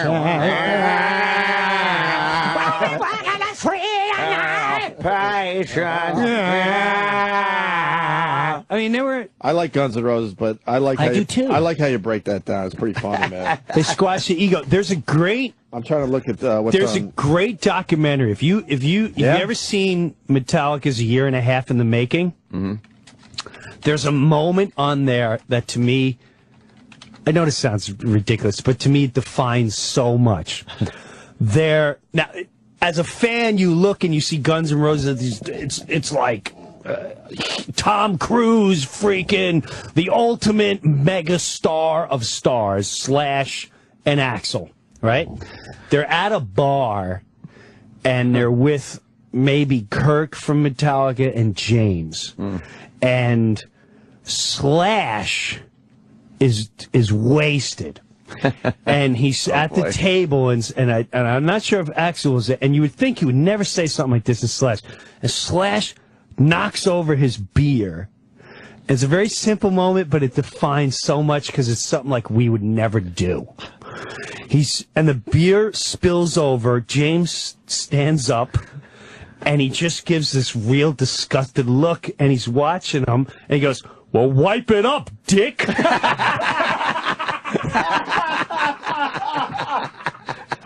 And that's just great. I just watched that moment like, wipe it up, dick. That just shows like we don't care who you are. Right. Just get your act together. Beer up, dick. Yeah. And it was just one of those. Holy shit. I don't care who you are here. I don't care you're on stage. You coming to play, you coming to play. And it was, where any one of us were like, "Oh, don't worry." Yeah. Slash spilled his How cool is this? Guy's a rock star. There's a beer, he put beer in me. And he's going, "Well, wipe it up, dick." I gotta fucking see that. Yeah, right on. It's hilarious. It's in a year and a half in the making. It was, and there's also a moment on there where you could James, he's got a, there's a poster of Winger. Oh, shit. And he's throwing darts at it. But he also gets the writer to Guns N' Roses. They were like in the wrong tent or whatever. Oh, shit. And they had the writer to Axl Rose writer. And all the shit that Axl demands. And he reads it off on the documentary. And you're just like, wow. And it made you realize like they're never going to recover from this. Stand them. After what they realized, fucking stand up. I'm here to play music. You're here to drive a limo. Leather pants and kangaroos. What you want? I got my leather pants and my kangaroo, 'cause I'm so damn successful. Yeah. Hence the end of Guns N' Roses as we know it. That was it. So there's my I love it. take on the end of Guns N' Roses. We got Dana White checking in from the UFC. Oh, shit. On the line. Dana. Good morning, guys. What's How you up? doing, man? We were hoping to see you in studio, but we're hearing you just flew in. Yeah, I got here really late. Yeah, I can imagine. What's going on? What's the big story? Oh, fuck, Saturday night. Yeah. At the IZOD Center. Another UFC event on Fox. Yep. It's our Fox event. Yes. We're over at the eyes. You guys coming? I absolutely am going to go. I have ridiculous I'm things going on at my house. I can't really get away. Before we talk about Saturday, I just got to tell you that last pay-per-view was awesome. I'm not going to lie to you. I don't get all of them. I get one here and there. But right. I loved it, man. I absolutely loved it. That Rory McDonald, holy fuck, I didn't know much about him until that past pay-per-view. He's an animal. He's a killer. GSP is saying he's going to be the next 170-pound world champion, too. He thinks the kid is great, too. He is unstoppable, man. That kid looks so good. And that was me and Rogan. You know how me and Rogan get all pumped up for these fights. Yeah. We were talking about that one for a week because that Shane Mills kid, his stand-up is insane. Yeah. So we were expecting that fight to be a war. Yeah, we were wrong about that one. Oh, my God. But I agree. I thought the pay-per-view was great. All the fights were incredible. And, even the main event, people are giving John Jones shit because he didn't finish the fight. But I don't think that Rashad Evans gets the respect he deserves. Oh, yeah. He's been in the UFC since 2005. He's only lost to Leona Machida. Yeah. Absolutely. I mean, John Jones would have loved to have finished him off, but, I mean, Rashad... Yeah, he's no stranger to the fucking cage. How about the second round when Jones was throwing elbows like their hands? Those elbows. I've never seen that before. You're absolutely right. He throws an elbow like it's a punch across. Right. Exactly. And usually... No, he doesn't throw like that. He literally comes across, like all the way across. We got Jim Breuer in the studio. Like he's swimming. Yeah, you got to deal with elbows and knees when you're fighting John Jones. Yeah. It's unbelievable. Yeah, he's unbelievable. He is. He really is. No, I liked it. You always want to, see a knockout or whatever, but I absolutely liked the main event. Well, that fight had everything that night. You had knockouts. There was a submission. There was an absolute war. You remember the fight between who was the fight that the kid from Canada, Mark Hominick. Oh, right. Yeah. And Jaeger, that kid from Hawaii. Yes. The short kid and the tall kid. That fight was unbelievable. Yeah. Do you worry about all the blood? No. No, because I know you're trying to get sponsorships and you're on Fox now and stuff. That one fight, the blood, I was like, wow. Yeah, Jaeger and Hominick, that fight was a war, man. No, that's part of it. When guys, if you look at the overall sport, when you think about it, do guys get bloody? Yes, this, that. There's so many misconceptions about the UFC. There's never been a death. There's never been a serious injury in the almost 20-year history of the UFC. So you're going to have some blood. Yeah. No, that's cool. I don't mind it. It adds to the whole experience. Yep. So, with that said, Saturday it's IZOD Center, UFC on Fox. You got Nate Diaz and Jim Miller. Yeah. I thought you were saying it. That's what you're asking me. Yeah. No, yeah. We got a great card. Actually, the co-main event, Hendricks versus Koscheck, is going to be a sick fight too. We're starting the show off with Pat Barry and LeVar Johnson, two heavyweights. There's no way in hell that fight's going the distance. Oh yeah. And the Nate Diaz Jim Miller fight sets somebody up for a title shot. I don't know if that fight goes 1 round or 5 rounds. It's going to be a fun fight. That fight should be a war. Oh yeah, definitely. Yeah, people love the Diaz brothers, man. Oh, absolutely. Absolutely. The Diaz brothers. Yeah. You watch the UFC, Jim Breuer? When I gotta wait till the kids are in bed. Daddy, why is he bleeding? I'm going to bed. Go to bed. Yeah. We were talking about a UFC fighter taking on a lion today earlier on our show. I forgot you were calling in too, but it just came up because there's this viral video that's out today. So we started thinking about what you would do if a lion attacked you, and then I'm like, you know what? That would be a great pay-per-view. And I know some of these guys would absolutely go for UFC it. guy. I know this is a complete. Guy would go for it, but I know this is a complete fantasy world. Not gonna happen. Trust me, Dane. Against I know that. a hungry lioness. Yeah. No way. What's funny that you guys say that. Fox did a commercial about that. Frankie Edgar from New Jersey. Yep. He's walking with his girl at the zoo, and a lion gets loose, and he chokes the lion out. Oh, really? Oh, yeah. I haven't seen that yet. Oh, yeah. I haven't seen that one. It's really funny. We've had Frankie in, too. Yes. Oh, that's all right. There's the scenario. Oh, yeah. Okay. Yeah, we were wondering if the lion would lay off if the guy tapped. But I don't think so. I think you tap the lion on the shoulder, and it's like, he's still going to eat your face off. Yeah, I think he just might do that. Yeah. So what are you doing in New York for a little recreation time? What do you do? This guy doesn't relax. I got a full day of PR today and tomorrow, and tomorrow the weigh-ins and everything, but doing a lot of stuff for Fox, for Fuel TV and for Big Fox. Man, you are a businessman. Yeah. You are a fucking businessman. I love this guy. And it was cool because the UFC cameras were in here, and we got a little taste. Yeah, that worked out very well. Little taste of fame. I like that. Yes. We had Rashad Evans punch Jim Norton. Huh? Poor Jimmy. Jimmy. That episode of Primetime? Yeah, we were on it, man. There was a nice 2-minute piece about Rashad Evans coming in into our show, and he punched Jim Norton, and they put it together nice. Yeah, that hurt Jimmy. No, that's a great show, man. It really is. It's a good show. If you're a fan or have never seen the UFC before, when you watch the Primetime, it kind of tells the story of the fight and gets into these guys' lives and who they are. And it's a fun show. Yeah, you think John Jones? Hey, I heard one of my guys who lives in Boston was hitting me up and told me one of you guys were a big blackjack player. Oh, no shit. Anthony? Yeah, that's Anthony. Yeah, that's me. I love blackjack. I play blackjack, bro. I play 4 nights a week. I'm a complete psycho when it comes to blackjack, man. Oh. You got to come out and play with me. Talk about psycho. I'm the guy that sits there going, oh, really? Really? Can't even win with a 20 at this table. Can't even win with a fucking 20. Really? Blackjack? Really, dealer? Oh, man. Dana, we've all watched Anthony at the blackjack table. You sure you want to play with him? Where do you play out here? In Atlantic City? Usually, the Borgata. Borgata's nice. They put me in the nice high stakes room. I usually play 2 or 3 hands max, table max, 2 or 3 hands at a clip, and I'm a fucking animal.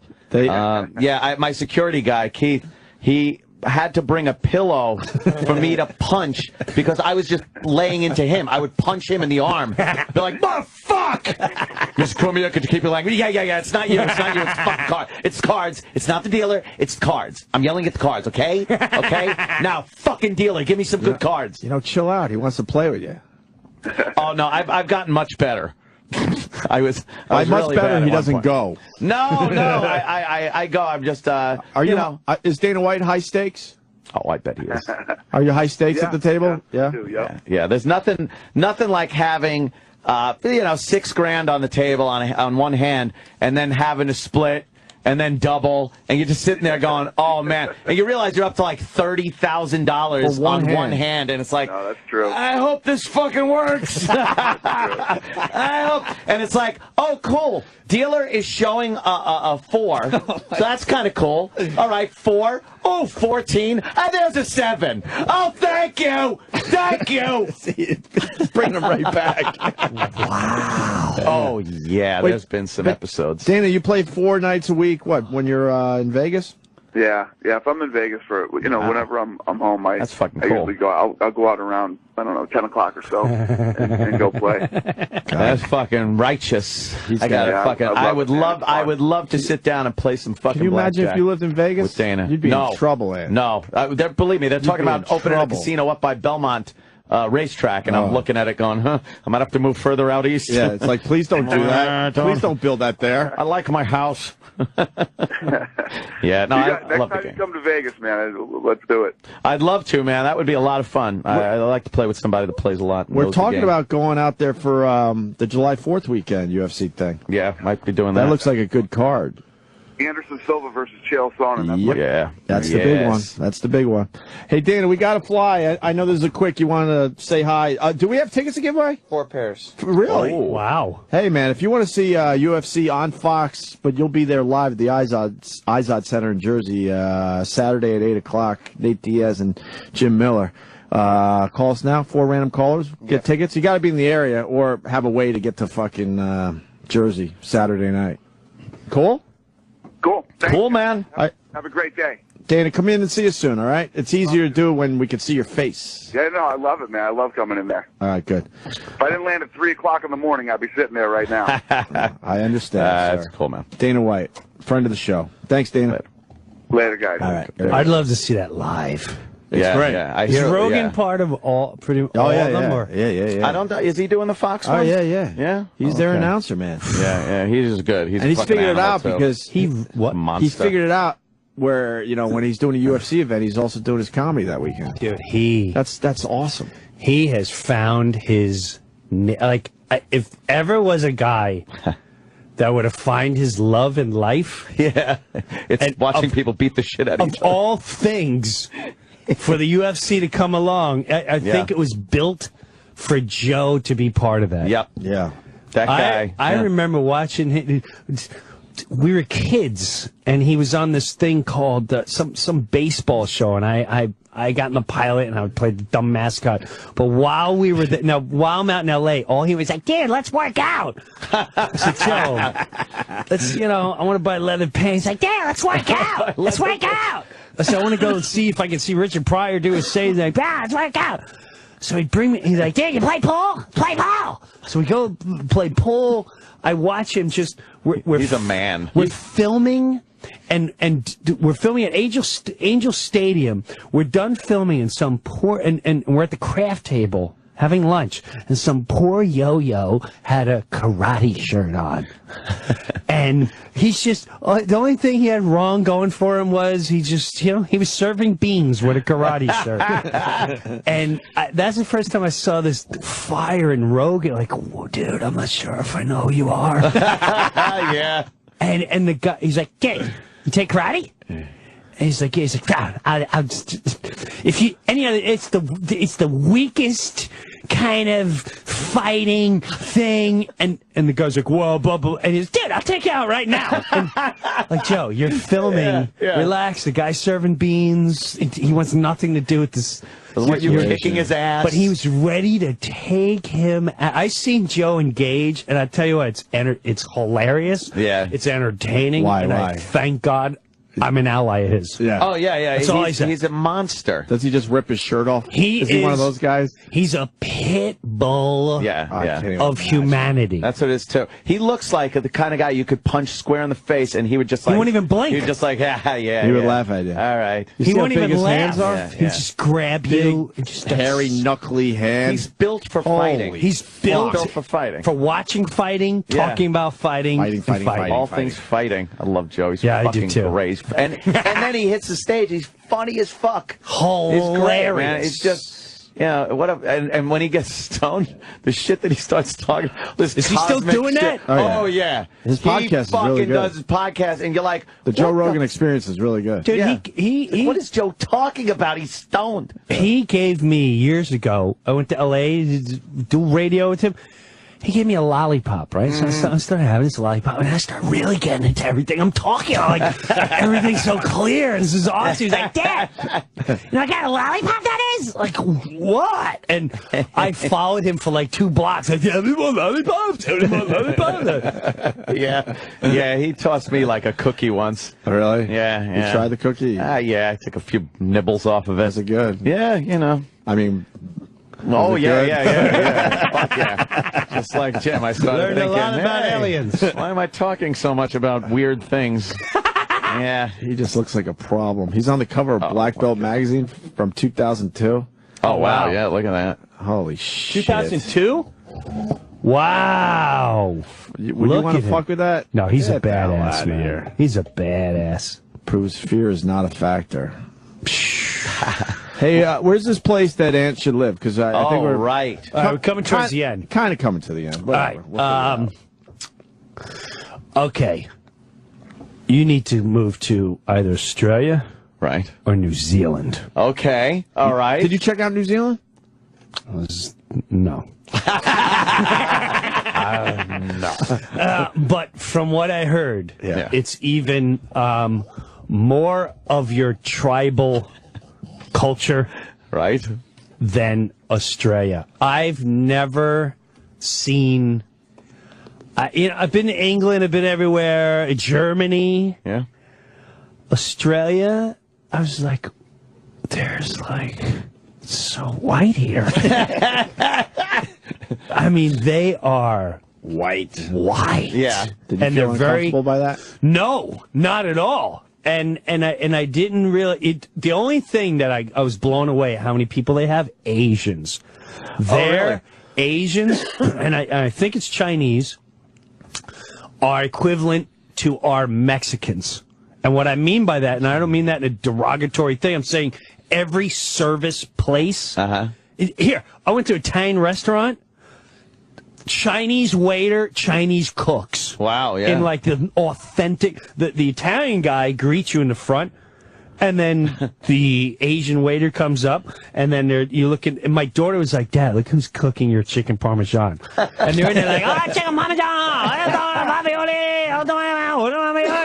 There was a lot of Asians. Yeah. I was blown away how many freaking Asians. But, matter of fact, there was one night where, and they're like kind of openly racist there. Oh, that's what I heard too. Yeah. Jim Jeffries said that. Yeah. I was in Sydney, Australia, and I'm doing a show, and as a joke, I say, wow, the one thing I've noticed about Australia is there's no Mexicans here. And there's not a lot of, black people. And they go, that's because I can't afford it. It's too far from, still can't afford it. And the guy yells out. And I said, wow, that was openly racist. And he goes, you got it. And like, I wasn't, you got it. And you're not on your turf, so you can play that politically correct. Hey, man, you shouldn't sit. Right. But they were just like, hey, there was a big thing going on down there where these, I want to say they were Aborigine kids. Aborigines? Yes. Hey, it's Al. Aborigines. My fucking buddy, Aborigines. And they were in a car chase. They stole They stole a car. Of course they did. They stole a car. They went on a high-speed chase. The kids then led them to a very populated area, drove down the street, hit not one, but two women. Oh, shit. Dragged one woman under the car. The cops, shooting at the car. They shot the one kid through the neck, and they shot the other. They just kept shooting. They dragged the kid out, and as they're dragging him out, they're taking swipes at him, and everyone's videotaping. They dragged every single one of them out. The one cop is trying to bring the one kid back to life. That's on video. You probably look it up. Just say. And people started in the community where they lived protesting about what a bunch of monsters the cops were for the way they reacted. And it was such a play of politics and the way the media spins it and the way people videotaped it. Right. Where I give the police guy a lot of credit because he came on and they go, why didn't you shoot at the tires? And he goes, first of all, when we draw our guns, we're not drawing to stop someone. We're drawing our guns to kill them. What you're not even mentioning, in every protest, we're like, what are you, innocent kids, they're 14 to 16. Like, what people aren't saying is that when you're in a hightail chase, to me, I consider that attempted murder because you're putting innocent lives in danger. And basically, he ran over. No one's talking about the woman stuck under the car. How'd you like to be the lady coming out of a grocery store and she's run over by some thugs that stole a car that don't belong to them? How about we prosecute the parents that weren't there when the kids took the car at 1 a.m.? Why are children out stealing cars at 1 a.m.? So as far as shooting at them, no, I don't have a problem for anything that's been done. And people are like, we should hang him. They should be prosecuted. But at the end of the day, I was like, yeah, that makes all the sense in the world. And to rip the whole thing up, they're fucking black. and the community was more like, we almost wish they weren't black. Right. Because if it was the way, no one would have batted an eyelash. Yeah. No one would have batted an eyelash if there were these young white kids. Shoot at the tires. I thought I was shooting at the fucking tires. Get it? They're black. Get it? Oh, my. But I didn't know this about Australia. They were pretty much all white to the late 70s. They didn't let anyone in their country. Nobody was allowed in. And then they opened up their borders. This is what I'm gathering from the streets of Australian culture. Yeah. After 1 week there? After 1 week, 4 billion Chinese invade the place. About 2 billion Indians. Yeah. And now the Sudans are trying to get in there. Oh, man. And they have their own Aborigines. Yeah, they have that indigenous Aborigine. Right, but they shoved them way in the north. Yeah. They turn out to be like the American Indian. Yeah, you guys live in the woods there. Eat your bugs. Have a good time. We'll be over here. To your lifestyle, I believe. Like eating bugs and sticks and whatnot. We like buildings and flying. We like sitting down like gentlemen, having a nice plate and a fork. You like shitting in your hand. We like toilet paper, things like that. And such. We like Yeah, they just throw these little vague toilet words. paper and such. Right. You know, you like maybe hey, mate, fucking sheep. I'm not one to debate what you do there, mate. But, enjoy your livelihood. We eat with utensils. You apparently eat with your shit hand. They really are. We have air conditioning. You like covering under a tree. Oh, man. You have a good time out there? What a great time. You loved it, huh? Yeah. I loved it. People say it's awesome. You guys would love it. Did you spend the money flying over, though? You did it right? Well, they flew me over. Okay. However, I took my oldest daughter 2 weeks. Okay. No, how long is the flight? 15 hours. Straight. 15, 16 hours. There's nowhere to really Are you just listening to the hum of the engine going, that thing's been going a long time. That fucking thing's spinning a long time. I did 11 hours once. I was out of my... Hawaii? No, I went over to Greece. Oh, wow. About 10 some odd years ago. And fucking, you see water for hours upon hours. That's the only thing. If you're going down, you're going down. It creeps you out. done. You're like, there's no chance they can figure out how to move. Nope. You're over an ocean for hours. Ladies and gentlemen, we seem to have engine trouble. Looks like we're going to have to ditch in the water. The only plus is I saw a couple of blacks on the plane. Get it? Get it? And all I could say is the great whites love deck meat. I just looked out that window and saw the ocean for that had to be 6 straight hours. I'm like, God. it creeped me the fuck out. I'm like, we're in the middle of nowhere. Yeah. No moves to be made if anything goes It's like, wrong. how many millions upon millions of times did this engine have to spin around on the way to Australia? God. Well, we're on But it was a 15 hours new for plane, you. which sometimes it scares me more. Right, It's a has a- double-decker Oh, one plane. of those Airbus, yeah. It was an Airbus, so you had Yeah. 2 floors. Man, that's Fuck do they get that in the air? That's beautiful. Crazy. It's Man. insane. And you feel the plane going, Yeah. and you go, there's no way we're gonna go This in the isn't gonna air. go We're like not going fast enough. This isn't going. And you look out the window, and you think you're going 10 miles an hour, but then you see like, oh my God, we're going like 500, and it's On the ground. on the ground. Trying to get off.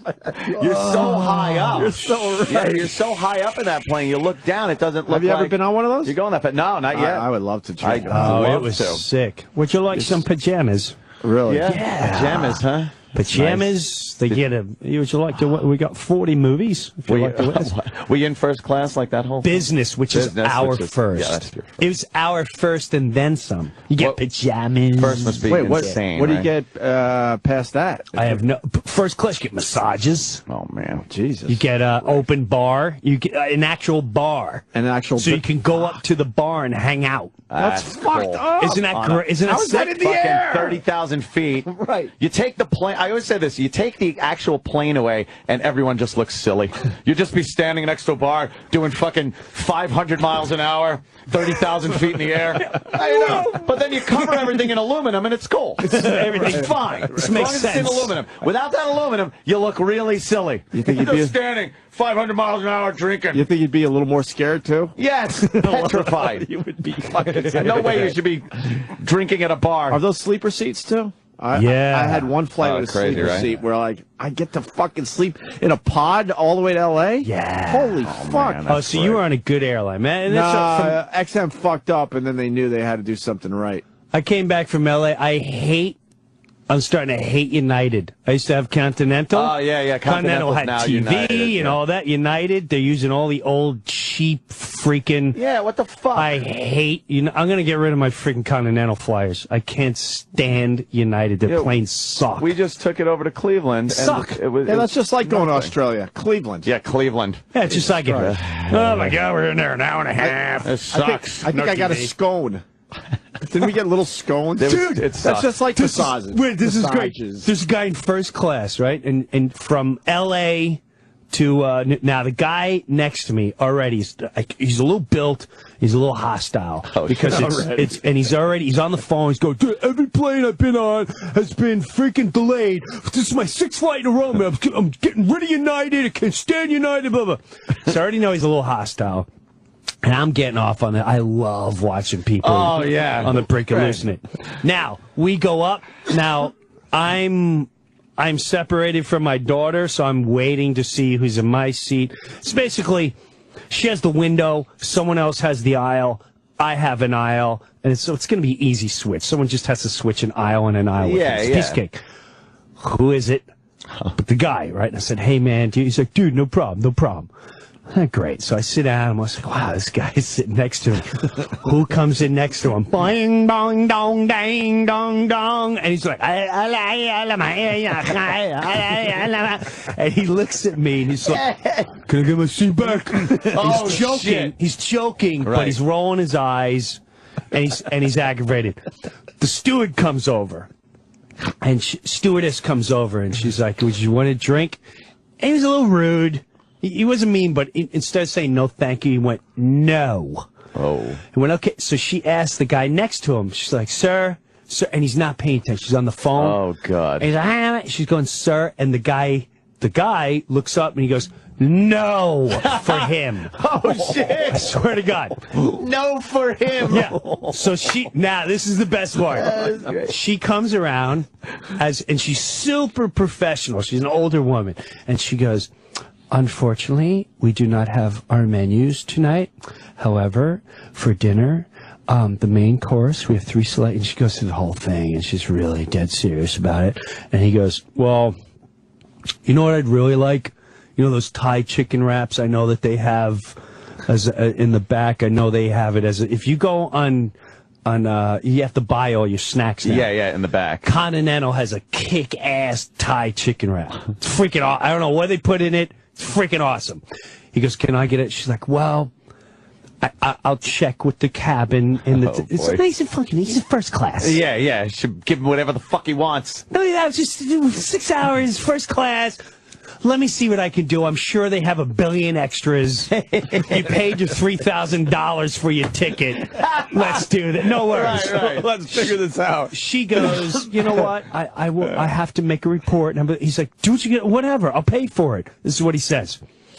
We're up on a flight. We're getting a dinner. Fucking guy comes in from coach. I swear on my kids' lives, and he kneels next to the guy, and he gives him the chicken, and he takes out his credit card thing. And, oh man! And the guy goes, like, he's got his headphones on, his sunglasses, and he goes, "You're kidding me, right? Please tell me you're kidding me." He goes, "Sir," so he goes, I have 1.5 million miles with your company. I'm sitting in first class. You're going to charge me for a chicken Thai wrap. Is that what you're telling me right now? Because this is standard? Bro, if I wasn't worried about getting arrested right now, you have no clue. If I didn't have respect, and this is what I say, if I didn't have respect for the rest of the passengers right now, I really would make it. I am really having a hard time containing myself. Because I'll pay for it. But I can't wait to land. So he gets charged. Wow. Now, I want to rile him up more. Oh, yeah, of course you do. He's also been drinking, so I don't want to rile him up because I do want to land. And I don't want to feel like spending time in Pennsylvania or Ohio. Emergency landing somewhere, yeah. The lady comes over, the older lady, and kneels down next to him as if to give the whole... Sir, I understand you, blah, blah, blah. And he's watching a movie up on the screen. He's got his sunglasses on, and she kneels down. He takes his sunglasses off and his headphones off. He goes, there's nothing you are going to say that's going to make me like you or this airline. Please go away. And she continues to talk, and he just turns back to the movie, puts on his headphones and his sunglasses. I start giggling, and she doesn't go away. He takes them off, and he goes, "You're still here? Please go away." And he put it back on. I was like, that was the best way to end my flight. Holy shit. I can't believe they did that. Unfucking believable. United Airlines charging this guy. Yeah. What could it have been? $7 tops? Tops! You can't go, listen, we got $500 in the bag. Right. I'll write it off as a void that someone didn't like it. Yeah, yeah. It amazes me. There's no, like, customer rule service bending anymore. For something like that. It's common sense. Right. It's common not sense. Fucking, you're not bending the rule. You're not saying, okay, look, can I open this emergency door because I need some air? I need some air. He's not asking that. He's asking for some fucking wrap, and he's in first class. Yeah. I just want a Thai chicken wrap, which I know they serve in Coach in a box. I don't need the tray with my wine and the cheese and your other wine and your cocktails and your ice cream sundae. I just want one of those Thai chicken wraps again. I just said, all right, now bring me the fucking free meal thing, whatever it is, for first class. And dump it on the floor. And then I would, I was thinking of something nice. I would walk it back to Coach and give it to someone back there. Who wants a first class meal? Here you go. Who wants some wine? Yeah. Right. Who wants some fucking wine? Keep bringing me shit, because all I'm going to do is bring it in the back and give it to people. Is it me, or does this movie suck? Everyone, come on up front. We're watching movies up here. What happened to the TVs? United, we're upgrading everything. Upgrading my United ass. sucks. And they took the president's Club thing that they have, and now you can't get in with an Amex card anymore. That's right. Yeah. What the fuck? Right. So why you is it only still there? be United. Oh, okay. A member. Sometimes you just got to do the right thing. You just know. Well, it stinks because they're out of Newark, so they have you hostage. Right. Yes. Because that's their hub. Yep. I'm switching to American. United stinks. Yeah, I'm all about American now. I love Continental, Okay. but I can't stand United. Their service sucks. Fuck them in the ass. And their planes suck. You fucking planes. I want to thank Breuer, man. He makes it so easy. Jim's great, We just man. listened to his God, stories. we hung out for 2 hours. It's Jim. ridiculous. Brewer is by far the greatest storyteller I've ever come love across. Jim. It's amazing. I can listen to your stories, and none of this is part of his act, which is amazing to me. This is a Long Island guy. You get the knack of just telling stories when you grow up on Long Island. I don't know I why. miss those days. Oh God, they were fucking pisser. God, just pisser. bullshit and a fucking pisser. We were talking yesterday about hanging out in the woods when you fucking drink it, and then how awkward it was. Like nowadays, everyone's got cell phones and shit like that. You know where everyone is, and you know where all your friends are. Back then, if you didn't get your friend on the house phone before everyone went out, it turned into a detective investigation. You're like, you got to pick up clues along the way. Yeah, you're like, hey, there's Bob. Let's ask him where Joe is. Did you see Joe? What's he wearing this evening? Was he walking north to south? Where was he? I think he went over Sue's house. All right, we'll go to Sue's house. Was there a female involved? Yes. Because that would change everything. That would change everything. Oh, yeah, that's it. Then they're like, all right, let's check the mall. Guy wheeled out with a chick. Right. He's not fucking hanging tonight. I told him I was bringing the injustice for all. Tape. But that was it. You had to track down your friends. Yeah. All night. You're driving around, you go, is that him? I think that's fucking him. You said that you need to get it by a certain time. Yeah, you had to get him on the house phone and make plans. Right. You gotta now it's like you fucking text, hey, where are you? I'm here. All right, I'll be there in 5 minutes. It was like by fucking like 6 or 7 o'clock. You better have gotten him on the phone. And you would hang out at your house waiting for that house phone to ring, you know, and then you're like, oh, that's me. All right, I'll give it I'll give it another half hour because it'll make my night a lot easier. And then finally, you would have to venture out without the proper phone calls coming in. Yeah, then it's like, fuck. All right, we'll make it up as we go along. You were literally trying to fucking track him down, but the old. Yeah. That's for me. Don't touch it! Don't touch it! Don't fucking touch it! Hello? Yeah, fucking hanging out, dick. What else am I gonna do? Yeah. Fucking hanging out. Where are you going? I don't know. We'll fucking drive around, look for chicks. That always works. Gene hanging out? God, dude, he's a pisser. Gene's such a pisser. You got money for fucking beers? We got to all chip in. We got to all chip. Dude, I told you I don't have work for like 2 weeks. And I'm not fucking drinking Meisterbrow tonight. I want fucking Michelob. Oh, you didn't care. But you didn't care. Beer was fucking... I thought I was classy when I'd walk in a party with Michelob. It's like, fuck you with your Bud and Millers. I got Michelob. I'm a class act. Gold seal on the top. Yeah, it's got gold paper around the fucking top. You fucking piece of shit. Michelob fell a little short, didn't they? Yeah, well, what are you going to do? They had good marketing back then. I was a classy fuck. Back then, because we all felt like we had a better beer. Beer and cheese Doritos. Oh, man. What a night. What a night. You were fucking set. Oh, what a night. Late September. You would just fucking go out. Yeah, you make your plans like that. All right, I'll catch you later, man. I'll catch you later. And then you hung up, and that was it. I'm going out. Where you going? I'm going out. Got my double D batteries in my boom box. Fresh. Yeah, I got fresh batteries. Yeah. It's going to last at least 2 hours. At least 2-3 hours. It starts getting, as the night goes on, you feel the worst.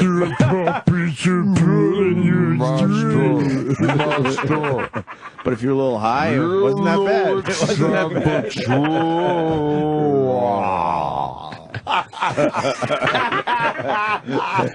Oh my god! I used to also have the worst. I always had the worst system in my car. It was just like a radio.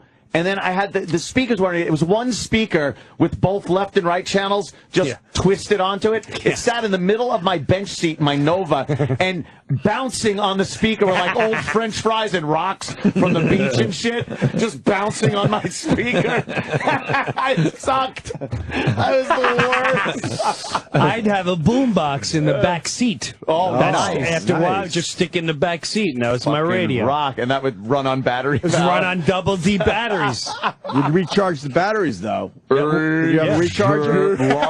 And the light take my hand.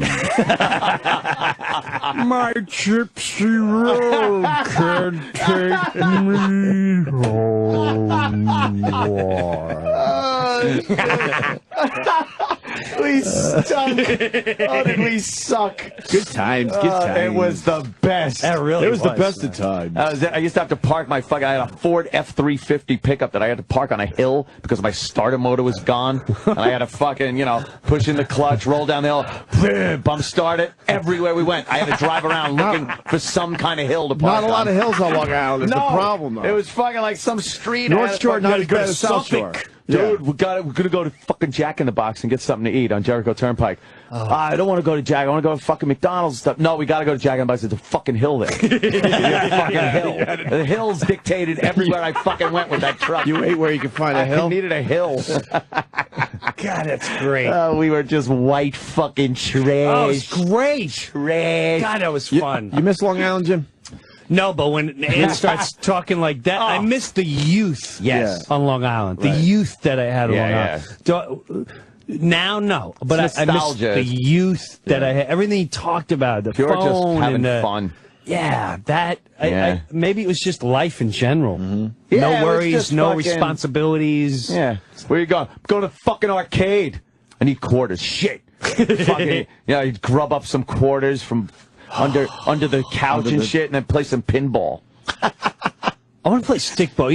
Anyone play stickball? Stickball. Wow, that's real old school. I'll try some stickball. I'd love to. I'll try some stickball. I'd love to whiff you at stickball, man. Let's try it, man. Breuer, the best storyteller by fucking far. A lot of fun. He's going to be at the Starland Ballroom in Sayreville, New Jersey this Saturday night. Fuck, that sounds like a great show. And it's a rock party. And I saw Brewer's new hour about it. I don't know, that must have been three months ago. It's tighter. It's a great set. I'm hopped up Your about it. Your concert shit is hilarious. I'm hopped up about it. Thank you. That's in July. I'm going to film that in July in Tarrytown. Really? Tarrytown Theater. July 14th. I'll make an announcement on Facebook. All right, good. JimBrewer.com, too. He's got a really good website. So he's putting videos and shit up there. Yes. Right. I would love to tell everybody. What? Where's this coming from? Believe me, I know. Please. Live reads. Oh, wait a minute. No, I like this because it's Steven Singer. We like all our sponsors, and his famous gold-dipped roses. Yes, Steven Singer's got the perfect gift for a Mother's Day. It's a gold-dipped rose. Oh, yes, it's a real rose dipped in pure 24-karat gold. Get it for your mom, your mother-in-law. It's the gift that lasts a lifetime. It's real, yeah. It's real 24 karat gold. It's only $69. You heard right, folks. $69. Steven Singer's real long stem rose dipped in gold comes shipped in a beautiful gift box. Your own personalized Mother's Day card. How about that? What a wonderful gift. Steven Singer's got special colors available for Mother's Day, too. You want the violet pearl one? That's going to tell your mom you admire her. That's for admiration. Peach symbolizes appreciation. You appreciate that, mommy. And, of course, the classic all gold. That symbolizes respect and eternal love, which is a little creepy for mom. But how about the wife? Sure. Listen to me. Go to IHateStevenSinger.com. That's on that IntraTubes web thing. And order now. You're going to get free shipping. A perfect gift from the best jeweler in the country. Call them 1-888-I-HATE-STEVEN-SINGER, or as I said, online, IHateStevenSinger.com, and order your Mother's Day rose. It's a great, fantastic, wonderful gift, you pricks. Have a great day.